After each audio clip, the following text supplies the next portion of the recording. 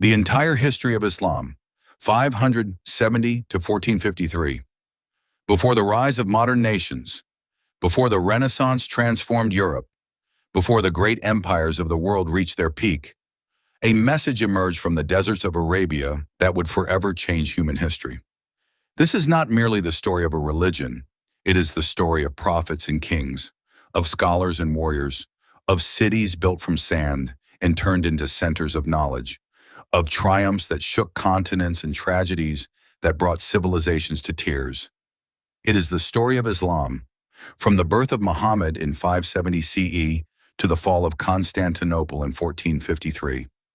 A journey spanning nearly 900 years, a journey that changed the world forever. This is the entire history of Islam. Arabia in the 6th century was a harsh land. Vast deserts stretched endlessly beneath a burning sun. Tribes fought one another over honor, water, and survival. The people worshipped hundreds of idols. The Kaaba in Mecca contained 360 gods. Alcohol, tribal warfare, and injustice were common. Women often possessed few rights, and some infant girls were buried alive out of shame. Yet amidst this darkness, the descendants of Abraham still preserved fragments of ancient truth. The Jews awaited a prophet, the Christians spoke of revelation, and the Arabs themselves knew that something was coming. History was preparing for a moment unlike any other. In the year of the elephant, around 570 CE, a child was born in Mecca. His name was Muhammad ibn Abdullah. His father died before his birth. His mother passed away when he was only 6 years old, an orphan, poor, without worldly power. Yet the man who owned nothing would eventually transform nations. Raised first by his grandfather and later by his uncle Abu Talib, Muhammad grew into a man known for honesty and integrity. People called him Al-Amin, the trustworthy. Long before prophethood, he had already conquered hearts through character alone.